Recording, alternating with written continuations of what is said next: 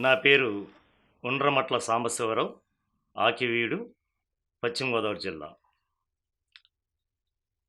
నేను యోగ సాధనలోకి రావటం ప్రధాన కారణం నాకు మధుమేహ వ్యాధి నా 30 సంవత్సరంలో రావటం. 1990లో షుగర్ వ్యాధి వచ్చిన తర్వాత 95 వరకు డాక్టర్ల సలహాపై మందులు వాడుతూ ఉండేవాడిని. 95వ సంవత్సరంలో సిద్ధ సమాధి యోగా అనే కోర్సు చేసినట్లయితే దీర్ఘకాలిక వ్యాధులన్నీ నార్మల్‌గా వస్తాయని ఒక పాంప్లెట్ ద్వారా మిత్రుల ద్వారా తెలుసుకొని కొంతమంది మిత్రులం ఆ కోర్స్ చేయటం జరిగింది. ఆ కోర్స్ చేసిన తర్వాత నార్మల్‌గా రావటం, అక్కడి నుంచి ఆ కోర్సు జరిగేటట్లుగా ఆకివీడులో ప్రతి నెలకి, 2 నెలలకి శ్రద్ధ తీసుకొని మిత్రులందరం 2003 వరకు నిరంతరం క్లాసులు నిర్వహించేవాళ్ళం. 97 సంవత్సరంలో సిద్ధ సమాధి యోగా టీచర్ ట్రైనింగ్ క్లాసు వైజాగ్‌లోని బోధువలసలో 40 రోజులు ట్రైనింగ్ తీసుకొని ఎస్ఎస్వై గురూజీగా 2004 వరకు ఆ తరగతులు నిర్వహించుకుంటూ సాధన చేసుకుంటూ ఉండేవాడిని. ఈ సందర్భంలో 2002లో విజయవాడ జక్కా రాఘవరావు గారి ద్వారా ఈ శ్వాస మీద ధ్యాస అనే ధ్యానం పరిచయం కావటం, పరిచయం అయిన తర్వాత పత్రిజీ సార్‌ని క్లాసులు నిర్వహించటం, మిత్రుడు ఇంజనీర్ ప్రసాద్ గారితో 5 పిరమిడ్లు నిర్మించి అవి సార్‌తో ఓపెన్ చేయించటం జరిగింది. నేను సిద్ధ సమాధి యోగా సాధనలోనే ఉండేవాడిని. ఈ క్రమంలో 2003 డిసెంబర్‌లో జరిగే ధ్యాన మహోత్సవాలలో తిరుపతి వెళ్ళటం జరిగింది. ఒక్కరోజు ఉందామని వెళ్ళిన వాడిని, ఉదయం జరిగే ధ్యాన సాధనలో పత్రిజీ ఫ్లూట్ వాయిస్తూ ఉంటే లాస్ట్ 2 నిమిషాలు అనగానే ఒక దివ్యానుభూతి నాకు కలిగింది. ఆ సందర్భంలో నేను తెలియని అలౌకిక ఆనందం పొందడం జరిగింది. దాని తరువాత నేనేదైతే ఒక విజన్ చూసానో అదే విజన్ ప్రత్యక్షంగా కళ్ళు తెరిసిన తర్వాత నా కళ్ళతో నేను చూడటం జరిగింది. చాలా ఆశ్చర్యపోయాను. అది ఎందుకో తెలియని భాషకందని ఒక పరమానందాన్ని పొందడం జరిగింది. ఎందుకో నాకు ఆ వారం రోజులు అక్కడే ఉండిపోవాలని అనిపించింది. ఆ వారం రోజులు అక్కడే ఉండిపోయి అదే శ్వాస మీద ధ్యాస సాధన చేసుకుంటూ పత్రిజీ సందేశాలు వింటూ అనేక అనుభవాలు ఆ వారం రోజులు నాకు జరగటం. నాకు తరచుగా ఏదో తెలియని అకారణంగా దుఃఖం వస్తూ ఉండేది. అది ఎందుకొస్తుందో తెలిసేది కాదు. చాలాసార్లు నన్ను నేను ప్రశ్నించుకుంటూ ఉండేవాడిని. నాకు సమాధానం వచ్చేది కాదు. ఎన్నో రకాల ప్రశ్నలు వేసుకుంటూ ఉండేవాడిని. అంటే డబ్బు ఏమైనా సంపాదించాలా అని ప్రశ్నించుకునేవాడిని. అది కాదని వచ్చేది. ఇక సంఘంలో పేరు ప్రఖ్యాతులు సంపాదించుకోవాలా అని ప్రశ్నించుకునేవాడిని. అది కాదని వచ్చేది. మరి ఆరోగ్యం గురించి నేను అప్పటికే ఎటువంటి మందులు లేకుండా సంపూర్ణ ఆరోగ్యంతో జీవిస్తున్నాను. ఈ 3 పరిస్థితులు నాకు బాగున్నాయి. ఆర్థిక పరిస్థితులు బాగున్నాయి. సమాజంలో గురూజీ కింద ఒక గౌరవ స్థానాన్ని, ఉన్నత స్థానాన్ని పొందుతున్నాను. సంపూర్ణ ఆరోగ్యంతో జీవిస్తున్నాను. అయినప్పటికీ ఆ దుఃఖం అనేది అప్పుడప్పుడు వస్తూ ఉండటం ఒక తెలియని ప్రశ్నార్థకంగా మిగిలిపోయింది. నేను ఎన్నో సాధనలు చేశాను. మనోయోగ సాధన, అలాగే ప్రాణి హీలింగ్ అడ్వాన్స్ కోర్స్ చేశాను. రేకి మా ఎస్ఎస్వై టీచర్ ట్రైనింగ్ క్లాసులో 40 డేస్‌లో రేకి క్లాసులు కూడా నిర్వహించి ట్రైనింగ్ ఇచ్చారు. న్యాచురోపతి 1 మంత్ ఫాస్టింగ్ చేశాను తేనె నిమ్మరసంతో. ఇలాగా 13, 14 రకాల యోగా సాధనలో నేను తర్ఫీదై ఉన్నాను. ఆఖరిగా సిద్ధ సమాధి యోగా గురూజీ కింద కంటిన్యూ అవుతూ ఉన్నాను. ఇన్ని సాధనలు చేసినప్పటికీ నాలో ఆ అకారణంగా వచ్చే ఆ దుఃఖాన్ని ఎందుకొస్తుందో తెలుసుకోలేకపోయాను. ఆ దుఃఖ నివారణ ఎలాగో నాకు అర్థం కాని పరిస్థితి. అటువంటి పరిస్థితుల్లో 2003 డిసెంబర్ 26వ తారీఖున ఒక అద్భుతమైన అనుభూతి నేను పొందిన తర్వాత మరలా ఆ దుఃఖం అనేది నా నుండి పూర్తిగా తొలగిపోయింది. అప్పుడు అర్థమైంది, నేను సరైన సాధనలోకే వచ్చాను. రావలసిన దాంట్లోకే వచ్చాను. ఈ సాధనే నాకు అవసరమైంది. ఈ సాధన ద్వారానే నాలో అకారణంగా వచ్చే ఆ దుఃఖం తొలగిపోయింది. కాబట్టి ఇటువరకు నా ఎస్ఎస్వై గురూజీ నుండే అవన్నీ వదిలేసి కేవలం శ్వాస మీద ధ్యాన సాధనంతోనే నేను ఆ రోజు నుంచి కంటిన్యూ చేస్తూ ఈ సాధనని ఎంతమందికి అవకాశం ఉంటే అంతమందికి పంచినట్లయితే అందరూ కూడా ఆరోగ్యంగా, ఆనందంగా జీవించగలుగుతారు అనే ఒక సంకల్పం తీసుకొని 2004 నుంచి ఆంధ్ర రాష్ట్రము, తెలంగాణ రాష్ట్రము, అప్పుడులో ఉన్న ఉమ్మడి రాష్ట్రంలో ఉన్న అన్ని జిల్లాలు, అలాగే అప్పుడప్పుడు వేరే రాష్ట్రాల్లో వన్ డే వర్క్షాప్స్‌కి, హాఫ్ డేస్ క్లాసెస్‌కి వెళుతూ సుమారు 2000 పైనే ఆ క్లాసుల్లో బ్రహ్మశ్రీ పత్రిజీ ఇచ్చిన ఆ జ్ఞానాన్ని పంచుతూ, అలాగే స్కూల్సు, కాలేజెసు, ప్రభుత్వ వసతి గృహాలు, ఆ విద్యార్థులకి అనేక జిల్లాల్లో స్కూల్స్ వెళ్ళి వారికి ఈ శ్వాస మీద ధ్యానంతో పాటు విద్యార్థి జీవితంలో ఎటువంటి ఒత్తిడి లేకుండా సంపూర్ణ వికాసంతో ఆ విద్యాభ్యాసం సాగాలని వారికి శ్వాస మీద అనే ధ్యానాన్ని పరిచయం చేస్తూ, సాధన చేయిస్తూ దాదాపు 1000కి పైనే క్లాసులు తీసుకోవడం జరిగింది. ప్రతి విద్యార్థిలో కూడా ప్రస్తుత ఈ సామాజిక పరిస్థితుల్లో ఎన్నో రకాలైన ఒత్తిడి గురి అవటం, కేవలం మార్కులు, ర్యాంకులు మాత్రమే విద్యా సంస్థల్లో బోధించటం, వాటి మీదే దృష్టి పెట్టడం, విద్యార్థి యొక్క సంపూర్ణ వికాసానికి ప్రస్తుత విద్యా వ్యవస్థలో ఎటువంటి ప్రోత్సాహం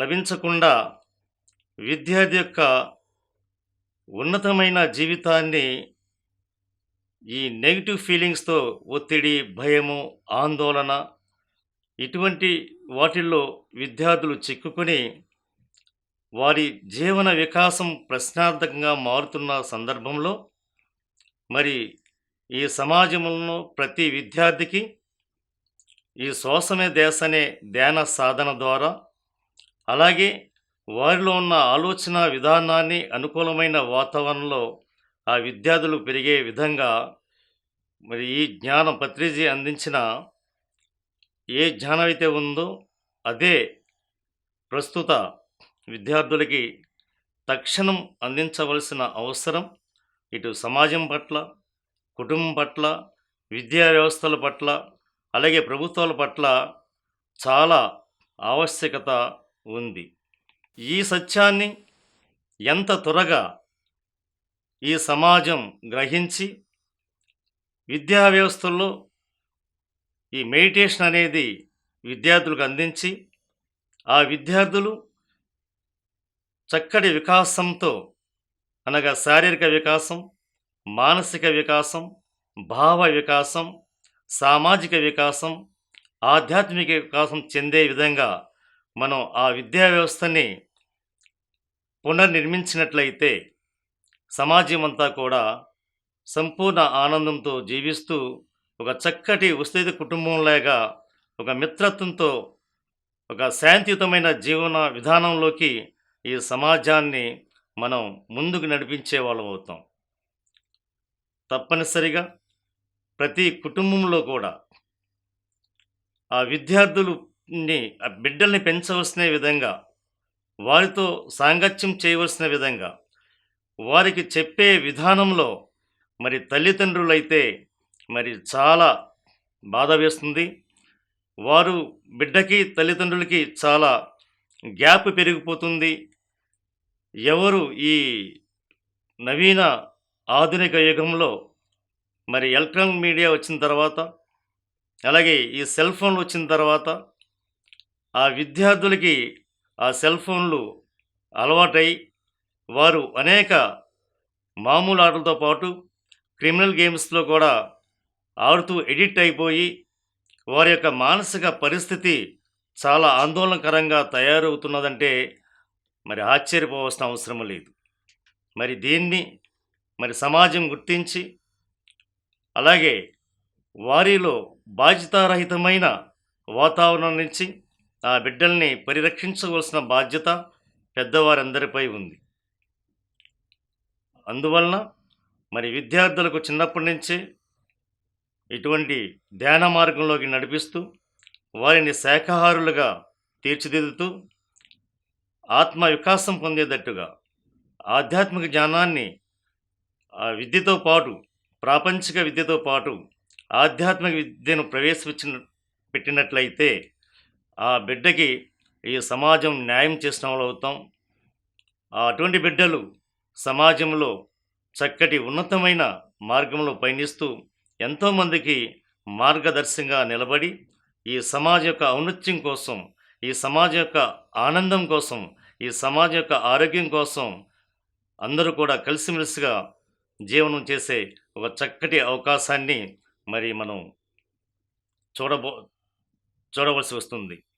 అటువంటి దిశగా మరి ఈ ధ్యాన మార్గంలో మరి విద్యార్థులందరినీ చిన్నప్పటి నుంచే మరి తల్లిదండ్రులు బాధ్యత తీసుకొని ఈ మార్గంలో పయనింప చేయటానికి, మరి వాళ్ళని ప్రోత్సహించడానికి మరి ముందుకు రావాల్సిన తక్షణ అవసరం ఎంతైనా ఉందని తెలియజేస్తున్నాను.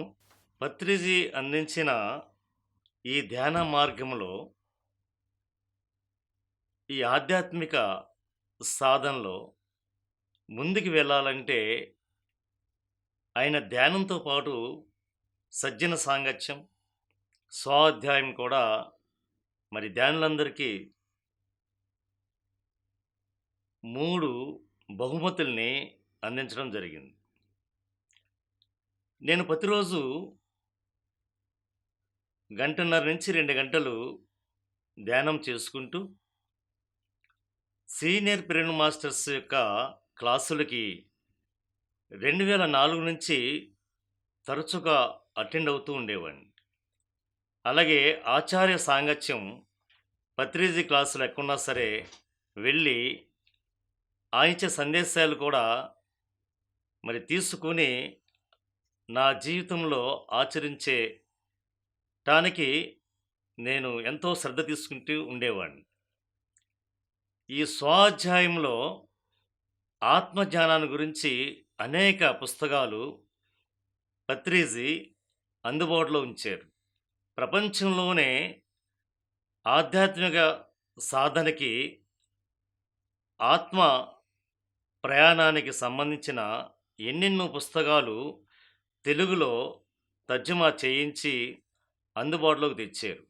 ఆ రకంగా అంటే యోగులంటే ఎక్కడికో హిమాలయాలకో, ఆశ్రమాల్లోకి వెళ్ళి అక్కడ తపస్సు చేసుకునే విధానమే కాకుండా, ప్రస్తుత ప్రాపంచిక జీవితంలో, సంసార జీవితంలో జీవిస్తూ అన్ని రకాల వ్యాపారాలు, వృత్తి, సంసారం అన్నీ సాగించుకుంటూ ఏదీ వదలకుండానే సాధన చేసుకుంటూ సజ్జన సాంగత్యం వారం వారం క్లాసులు కానీ, వన్ డే క్లాసులు కానీ హాజరవుతూ స్వాధ్యాయంగా ఆయన అందించిన అనేక పుస్తకాలు చదువుటం ద్వారా ఎన్నో తెలియని ఆశ్చర్యం కలిగే విషయాలను, నమ్మశక్యం కాని విషయాలను ఎన్నో ఆ పుస్తకాల ద్వారా తెలుసుకుంటూ ఉండేవాడిని.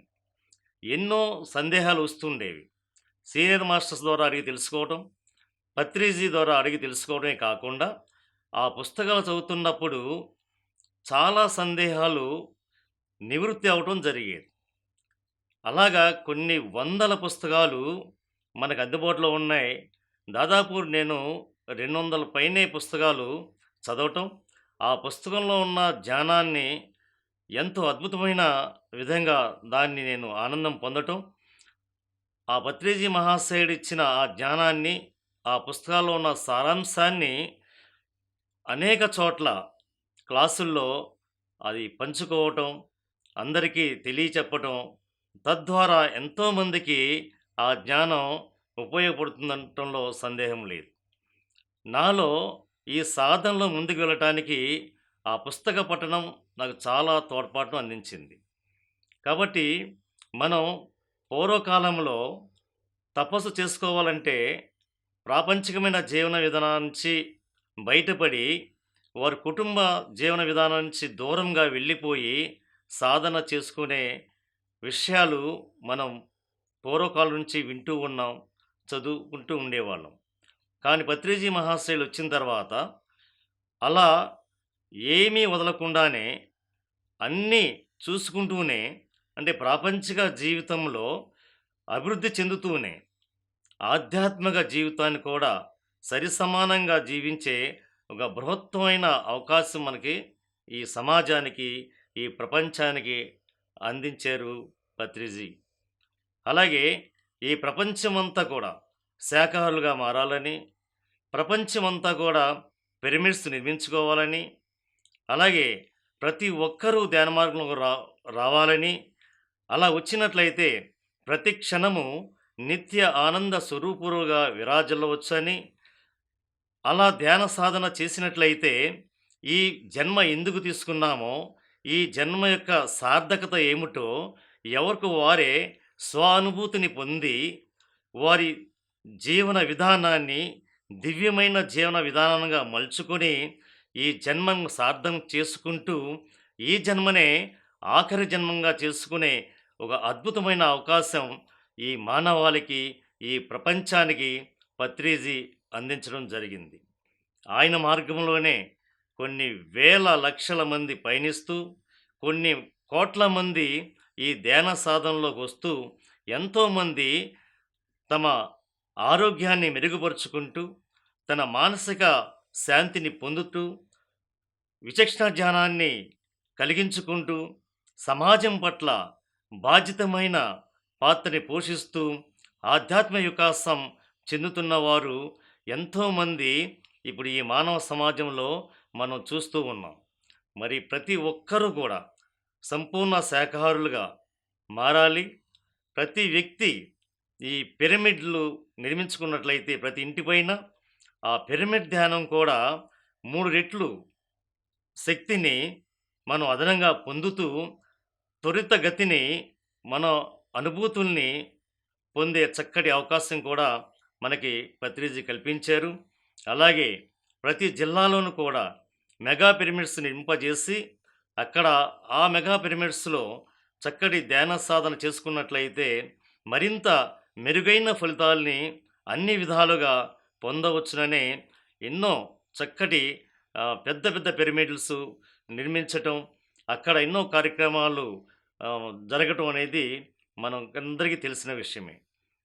అందువలన అందరూ స్వాధ్యాయం పుస్తకాలు బాగా చదివి ఎన్నో సంశయాల్ని నివృత్తి చేసుకొని అందులో పొందిన జ్ఞానాన్ని మరి అందరికీ పంచేయటానికి ఈ పుస్తక పఠనం, ఆధ్యాత్మిక పఠనము చాలా మనకి తోడ్పాటునిస్తున్నాయని తెలియజేస్తున్నాను. నేను విద్యార్థులకి ఎక్కువగా ఈ ధ్యానాన్ని అందించాలనే బృహత్తర సంకల్పంతో మరి అనేక స్కూల్సు, కాలేజెసు, హాస్టల్సు పర్యటిస్తూ వారికి నేర్పించడం జరుగుతుంది.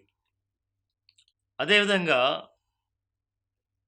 ఆకివీడ్‌లో మాకు సొంతంగా 2 స్కూల్స్ ఉన్నాయి. Aditya English medium schools. ఆ స్కూల్‌లో ప్రస్తుతం 1800 మంది విద్యార్థులు మరి ఉన్నారు. 2004 నుంచి ఉదయం 15 నిమిషములు, సాయంకాలం 15 నిమిషములు ఒక పీరియడ్ లాగా ఎల్‌కేజీ స్టూడెంట్స్ నుంచి 10థ్ క్లాస్ స్టూడెంట్ వరకు ప్రతిరోజు 2 సార్లు ధ్యానం చేయించడం జరుగుతుంది. వాళ్ళలో చాలా మార్పులు గమనించడం జరుగుతుంది.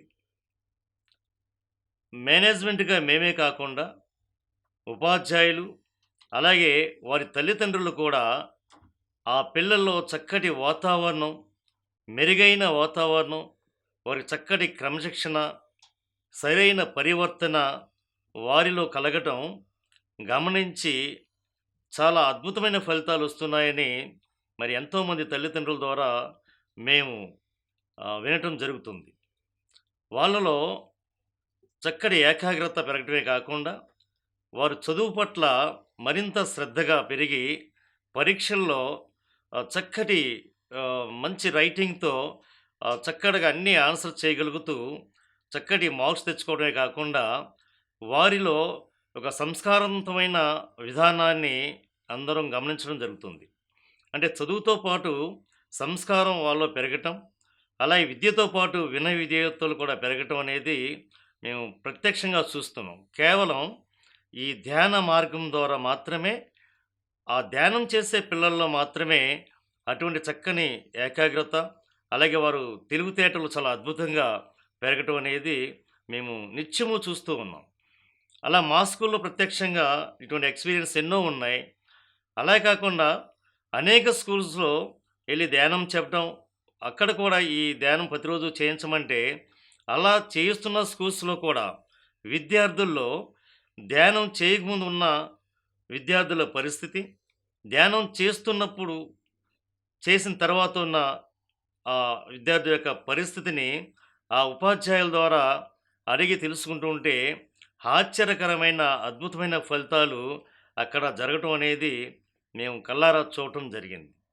ఎప్పుడూ లేని విధంగా అంటే స్కూల్ అంటే ఇష్టం లేకుండా, చదువంటే ఇష్టం లేకుండా ఉన్నవాళ్ళు ఆ చదువుపై శ్రద్ధ పెరగటం, స్కూల్‌కి ప్రతిరోజు రావటం, వారి పట్ల వారు ఒక చక్కటి వాతావరణం ఏర్పాటు చేసుకోవటం, అనుకూలమైన వాతావరణంలో వారు ముందుకు వెళ్ళటం అనేది ఆ ఉపాధ్యాయుల ద్వారా మేము చాలా చోట్ల తెలుసుకోవడం జరిగింది. అలాగే ప్రభుత్వ హాస్టల్స్‌లో కూడా రాత్రుళ్ళు చదువుకునే ముందు 15 మినిట్స్ మెడిటేషన్ చేయించి హాస్టల్ వెల్ఫేర్ ఆఫీసర్స్ శ్రద్ధ తీసుకున్నప్పుడు 10థ్ క్లాస్‌లో ఫలితాలు గానీ, లేదు వారి యొక్క నడవడికలో మార్పులు గానీ చాలా గమనించడం జరుగుతుంది. విద్యార్థులకి చాలా వెంటనే అంటే చిన్న పిల్లలు కాబట్టి, వయసులో తక్కువ వాళ్ళు కాబట్టి, వాళ్ళకి ఎక్కువ త్వరితగతిని ఫలితాలనేవి రావటం అనేది నేను రాష్ట్రంలో అన్ని చోట్ల ఈ ధ్యానం ఎవరైతే చేస్తున్నారో విద్యార్థులు, మేము ఎప్పుడైతే స్కూల్స్, కాలేజెస్‌కెళ్ళిన తర్వాత ఏ స్కూల్స్ అయితే నిత్యము ధ్యానం చేయిస్తున్నాయో, అక్కడ ధ్యానం చేసే విద్యార్థులు చక్కటి వాతావరణంలో, అనుకూలమైన వాతావరణంలో మంచి ఏకాగ్రత, తెలివితేటలు పొందుతున్నాయని పేరెంట్స్ ద్వారా, అలాగే టీచర్స్ ద్వారా కూడా తెలుసుకోవడం జరుగుతుంది. ధ్యానం చేయని విద్యార్థి, ధ్యానం చేసిన విద్యార్థి వాళ్ళలో చాలా మార్పులు కనిపిస్తున్నాయి బాహ్యంగా. ఇంకా అంతరంగా ఎన్నో మార్పులు గమనిస్తూ మరి అది అందరూ పొందాలి. ప్రతి స్కూల్‌లో కూడా ఒక సిలబస్ లాగా, ఒక సబ్జెక్ట్స్ ఎలా అయితే ఉన్నాయో, అలాగే ఒక సిలబస్ లాగా ఈ ధ్యాన విద్యననేది ప్రతి విద్యా సంస్థలో ప్రవేశపెట్టినట్లయితే, మనం పూర్వకాలంలో విన్నాం. గురుకులాలు ఉండేవి. అక్కడ ఇటువంటి ఆధ్యాత్మిక విద్యను అందించేవారు. యోగ విద్యను అందించేవారు. ఈ ధ్యాన విద్యను అందించేవారని వింటున్నాం. కానీ ప్రతి స్కూల్లో కూడా ఈ ధ్యాన విద్యను ఎప్పుడైతే మనం అందించగలుగుతామో, ఆ పూర్వ వైభవం మనం ఏదైతే భారతదేశం మన సంస్కృతి, సంప్రదాయం, మన జీవన విధానంలో ఈ ధ్యానం అనేది ఒక భాగంగా పూర్వం నుంచి ఎలా ఉండేదో, ఈ మధ్య కాలంలో దాని నుంచి మనం దూరం వెళ్ళిపోవటం వలన ఈ సమాజంలో చాలా అలజడులు, భయాలు, ఆందోళనలు, అలాగే అనారోగ్య సమస్యలు విపరీతంగా పెరిగిపోయి, అలాగే మెడికల్ సైన్స్ కూడా మరి దీర్ఘకాలిక వ్యాధుల్ని నయం చేయలేని పరిస్థితుల్లో మరలా ఇటువంటి సాధన మాత్రమే మనం సంపూర్ణ ఆరోగ్యంతో పొందగలం. అది చిన్నప్పటి నుంచి విద్యార్థులకు అందించినట్లయితే వారు ఏకాగ్రతతో పాటు భవిష్యత్తులో ఎటువంటి ఆహ్, అనారోగ్యానికి పాలవకుండా చక్కటి సంపూర్ణ ఆరోగ్యంతో వారు జీవించటానికి ఈ ధ్యానమే ఉత్తమైన మార్గంగా మరి మనం ఖచ్చితంగా దీన్ని అందరికి అందించవలసిన అవసరం ఉంటుంది. ఆచారంలో భాగంగా ఈ ధ్యానాన్ని ప్రతి వ్యక్తికి చేరాలి. ప్రతి వ్యక్తి ధ్యాన మార్గంలోకి వచ్చినట్లయితే వారిలో ఎంతో చక్కటి ఆహ్, ఆరోగ్యము, ఆనందము కలుగుతుంది. ప్రస్తుత కుటుంబ జీవన విధానం చూసుకున్నట్లయితే ఉమ్మడి కుటుంబాలు ఉండేవి. ఆ పెద్దవాళ్ళు చక్కగా పిల్లలకి ఈ నైతిక విలువలతో కూడిన నీతి కథలు చెప్తూ ఉండేవారు. పెద్దవాళ్ళని ఎలా గౌరవించాలి? తోటివారితో ఎలా నడుచుకోవాలి? సమాజం పట్ల, కుటుంబం పట్ల ఎలా బాధ్యతగా ఉండాలి? అలాగే తల్లిదండ్రుల పట్ల, అలాగే గురువుల పట్ల వాళ్ళ ప్రవర్తన ఏ రకంగా ఉండాలి? అనేవి మరి చిన్నప్పటి నుంచి ఆ ఉమ్మడి కుటుంబ వ్యవస్థలో ప్రతి పిల్లవాడికి అందే అందేవి చక్కగా. అందుకే తల్లి మొదటి గురువు, తండ్రి రెండవ గురువు, ఉపాధ్యాయుడు మూడో గురువు అని చెప్పారన్నమాట. ప్రస్తుత వాతావరణం చూసినట్లయితే ఉమ్మడి కుటుంబాలు తగ్గిపోయి సింగిల్ కుటుంబాలు వచ్చినాయి. ఈ సింగిల్ కుటుంబాలలో తల్లిదండ్రులు పిల్లలకు కావలసినంత సమయాన్ని హెచ్చించలేకపోతున్న పరిస్థితుల్లో వారితో అనుబంధాలు, ఆప్యాయతలు అనేవి దూరమైపోతూ ఉన్నాయి. అతి గారాబం పెట్టేసి వారికి చెప్పవలసిన విధంగా ఏ వయసులో ఎటువంటి విషయాలు చెప్పాలి అనే విషయాలు వారికి తెలియచేయకుండా ఉండటం వలన వారు తెలుసుకోలేకపోతున్న సందర్భాలలో వారిలో విపరీతమైన ప్రవర్తన వారిలో కలిగి వారు ఆహ్, ఏ విషయం పట్ల శ్రద్ధ పెట్టలేనంత విధంగా ఆ చిన్న పిల్లలను చూస్తుంటే చాలా ఆహ్, జాలి వేస్తూ ఉంటుందన్నమాట. ఎందుకంటే వారికి తల్లి, తండ్రి ఎక్కువ సాంగత్యం అవసరం చిన్నప్పుడు. ఈ బిజీ లైఫ్ అనేసి ఆ బిడ్డల్ని చిన్నప్పటి నుంచే 2, 2.5 సంవత్సరాల నుంచే స్కూలుకు పంపించేసి, ఏదైతే తల్లిదండ్రుల దగ్గర పొందవలసిన ఆ ప్రేమ అనురాగాలకి దూరంగా పంపించేయటం వలన వారికి విద్యా వ్యవస్థ అనేది ఎలా ఉన్నాయంటే ఒక బరువుగా, భారంగా తయారవుతున్నాయి. ఒక రకంగా చెప్పాలంటే వారికి ఒక జైలు జీవితమే ప్రస్తుత స్కూల్స్‌లో ఉంటుందంటే అతిశయోక్తి కాదు. మరి అటువంటి పరిస్థితుల్లో మరి ఇది చిన్నప్పటి నుంచే అందరికీ అందాలి. వాళ్ళ తల్లిదండ్రులకు అందినట్లయితే వాళ్ళ బిడ్డలకు అందిస్తారని ఎంతోమందికి చెప్పడం జరుగుతూ ఉండేది. చెబుతున్నప్పుడు వారు క్లాసులకు వస్తుంటారు. లేదు వెళ్తుంటారు. వెళ్ళిన తర్వాత అక్కడ కొంతకాలం ఉండి మళ్ళీ వెనక్కి వచ్చేసిన సందర్భాలు చూస్తూ ఉంటాం అనమాట. ఎప్పుడన్నా అడుగుతుంటే ఖాళీ ఉండలేదని, బిజీగా ఉంటున్నామని చెబుతూ ఉంటారు. తర్వాత వారి మళ్ళీ కొన్నాళ్ళయిన తర్వాత, ఆ సాధనలోకి వెళ్లి కంటిన్యూ అయిన తర్వాత, వారి అనుభవాలు ఎలా ఉంటాయంటే, నేను నాకు పరిచయమైనప్పుడే నేను ధ్యాన సాధనలోకి వెళ్ళినట్లయి ఉంటే, నేను ఇంత జీవితాన్ని వ్యర్థం చేసేవాడిని కాదు. నేను ఇన్ని సంవత్సరాల జీవితాన్ని, ఆనందమైన జీవితాన్ని నేను కోల్పోవాల్సి వచ్చింది. మొదటి నుంచి నాకు పరిచయం అయింది. అయినప్పటికీ నేను అందులో సరిగా సాధనలోకి వెళ్ళలేకపోయాను. ఆ సజ్జన సాంగత్యంలోకి ఉండలేకపోయాను. స్వాధ్యాయాన్ని నేను స్వీకరించలేకపోయాను. మళ్ళీ నా ప్రాపంచిక జీవితంలోనే నేను కొట్టుకుపోయాను. నేను ఇప్పటికీ వచ్చినందుకు చాలా సంతోషంగా ఉంది. కానీ ఆహ్, ఆ గడిచిన జీవితం ధ్యానం పరిచయమైన తర్వాత నుంచి ఇప్పుడు వరకు ఎంత వృధా చేశానో అని ఇప్పుడు తలుచుకుంటే, నా అప్పుడే నేను కంటిన్యూ చేసుంటే ఇంకెంత బాగుండేదని అనుకోవటం. మళ్ళీ ఇప్పుడు అనుకున్న ప్రయోజనం లేదని ఇప్పటికైనా నేను వచ్చాను. అందుకని ఈ సాధనని ఇంకా జీవితాంతం సాగించవచ్చు, సాగించాలనే పట్టుదలతో ఎంతోమంది చేయటం జరుగుతుంది. ఇలా ఉదాహరణగా నేను ఒక అతన్ని భీమవరంలో తటవర్తి వీరరాఘవులు గారి క్లాస్‌కెళ్ళమంటే, ఆయన క్లాస్‌కి వెళ్ళటం, ఆ క్లాస్‌లో చక్కటి అనుభూతి పొంది, చాలా అద్భుతం అండి జ్ఞానం అనేది నాకు చెప్పటం. చెప్పిన తర్వాత మరలా కొన్నాళ్ళు మళ్ళీ సాధన నుంచి దూరం వెళ్ళిపోవడం జరిగింది. ఆ మధ్య నేను ఈ గుడిలో వారం, వారం ఒక గుడిలో ధ్యానం క్లాసులకి నన్ను పిలిస్తే నేను వెళ్ళగా, అక్కడ భార్యాభర్తలిద్దరూ ధ్యాన మార్గంలో ఉండటం చూశాను. చూసిన తర్వాత ధ్యానం అయిపోయిన తర్వాత చూసి, "ఏంటి ఎప్పటి నుంచి మీరు వస్తున్నారు మళ్ళీ" అంటే, ఈరోజు నుంచే మొదలుపెట్టామండి" అనటం జరిగింది. అంటే అప్పటికి 5 ఇయర్స్ అయ్యింది క్లాస్‌కెళ్ళి. అది ధ్యానం అనేది వాళ్ళకి ఉపయోగపడుతుందని తెలుసు. ఆ జ్ఞాన మార్గం ఉండాలని తెలుసు. కానీ అక్కడ ఏదో ఒక సంఘటన చూసి దాన్ని అది దూరం అయిపోవడం జరిగిందన్నమాట. వారి ఎక్స్‌పీరియన్స్ చూసినట్లయితే వారు నిత్యము సాధనలో ఉన్నారు. "సార్ మీరు చెప్పితే ఆ రోజున మేము వినలేకపోయాము. అందువలన ఒక అద్భుతమైన ఆనందమైన జీవితాన్ని 5 సంవత్సరాలు మేము కోల్పోయామనేసి" వారు భార్యాభర్తలిద్దరూ చెప్పడం జరిగింది. అలాగా సాధనలోకొచ్చి అది సాధన కంటిన్యూ అయితేనే అందులో ఉన్న అమోఘమైన ఫలాల్ని ప్రతి ఒక్కరూ అనుభవిస్తాం. అందులో ఎటువంటి సందేహం లేదు. కానీ సాధన అనేది నిరంతరం సాగాలి. మన జీవన విధానంలో ప్రతిరోజు ఉదయం లేచిన కాంచి పడుకునే వరకు ఏ కార్యక్రమాలు జరుగుతున్నాయో, వాటన్నిటి కార్యక్రమాలు ఎంత ఉపయోగపడుతున్నాయో, దానికంటే అత్యంత ఉపయోగపడే సాధన ధ్యాన సాధన. ఉదయం లేయంగానే ధ్యాన సాధన చేసుకొని మన పనులు మొదలుపెట్టాలి. మనం పడుకునే ముందు ధ్యాన సాధన చేసుకొని నిద్రపోవాలి.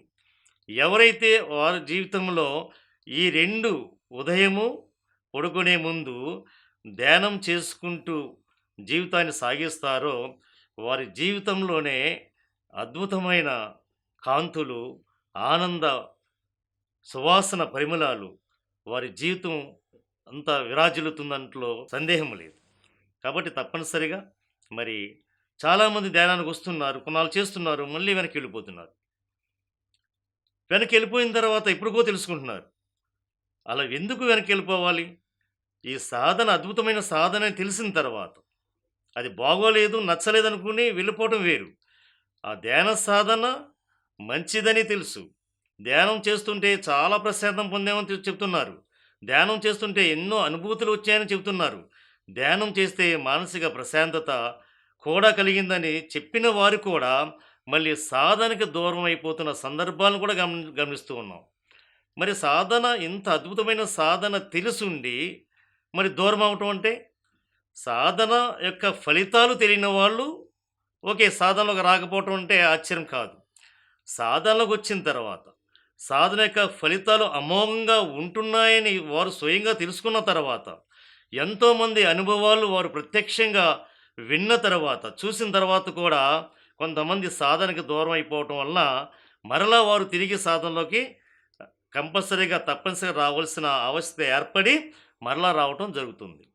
అందువలన ఎవరు కూడా ఈ సాధనని వదలకుండా నిత్యము చేసుకున్నట్లయితే మరి తనే చక్కగా సంపూర్ణ ఆరోగ్యంతో మరి నిత్య ఆనంద స్వరూపుడుగా విరాజిల్లుతూ వారి జీవితాన్ని చక్కటి దివ్య జీవితముగా, ధన్య జీవితముగా జీవింపజేసుకొని ఈ జన్మని ఆకర్షణ చేసుకొని చక్కటి ఆధ్యాత్మిక వికాసంతో వారి యొక్క జీవితాన్ని మలుచుకునే చక్కటి మార్గం ఇది.